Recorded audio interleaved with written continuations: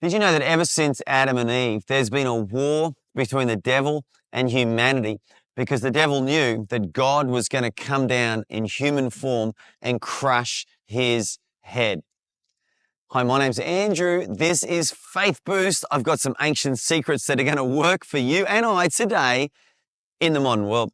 Well, we're in the book of Genesis chapter 4, and I've been looking at the story of Cain and Abel. It's a tragic tale where a brother killed a brother. So sad, traumatizing, so bad for the family and for Adam and Eve. And we sometimes underestimate the impact this had on Adam and Eve. We just look at their story almost like some sort of, mathematical equation or something. These were real people, real humans with real feelings. And just to watch one of your own sons murder your other son, just horrible. But there's something deeper going on here, because the Bible says that when Adam and Eve first sinned, God said, I will put enmity between you and the woman. He said this to the serpent. God said to the serpent, I'm going to put enmity, in other words, hostility between you and the woman, and between your seed and her seed. And he shall bruise your head, and you shall bruise his heel.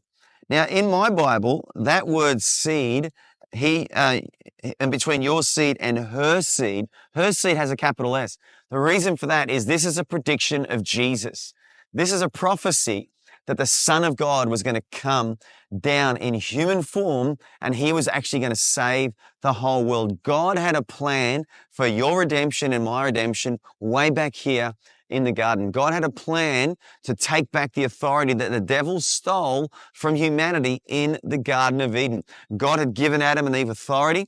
He gave them dominion. He said, you shall have dominion over everything on this earth, including everything that he'd made. Man is not like an animal. We are so different to animals. Animals are animals. We are people created in the image of God. But the devil took that authority away from man when man sinned, because we became slaves of sin and therefore slaves of the devil. But God said way back here, I'm going to put enmity, devil, between your seed and her seed. Now that seed is a prediction of Jesus. And so from this time until the time Jesus comes, we see war.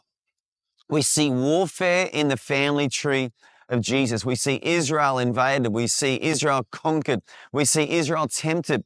We see even in the very first two children of Adam and Eve, the devil got involved there. The devil knocked on the door of Cain's heart and said, look at your brother. Look what he's doing. He's stealing your limelight. He's taken away your position. He's taken away your credibility. He's taken away your friends, even God's blessing, he's taken it away from you. And the devil got in Cain's head, and Cain gave into it, and he killed his brother. And this was a devil trying to destroy the promise of God from coming to pass. But the Bible says, though, and I talked about this in the last one, that Adam and Eve, in the midst of this tragedy and this sadness of losing their son Abel, they went back to what God had said. God had said, go forth and multiply. He said, multiply, fill the earth, have children. And as much as they were hurting and as hard as it was, they went back and they said, you know what? We're going to rebuild our family. And the Bible says Adam knew his wife Eve, and they had a son. And the Bible says that they named him Seth. And then Eve said this, for God has appointed another seed for me instead of Abel, whom Cain has killed. And so we see Adam and Eve going back to what God had told them to do. And because of that, Eve spoke a word that maybe she didn't even realize how big it was. She said, God has appointed another seed for me. In other words, that seed that was promised by God in the garden, who would crush the serpent's head. That seed was living again. That seed was alive again. It wasn't going to come through Cain. It was supposed to come through Abel, but now it's coming through Seth. And Jesus himself can trace his family tree all the way back to Seth, because the lineage continues on, and eventually Jesus comes into the world, we know. And even there, the warfare is intense. Babies are getting killed by Herod the king. He wants to wipe out all the infants because he's scared of this seed. Why was Herod doing that? Because the devil was in his life, but he couldn't succeed.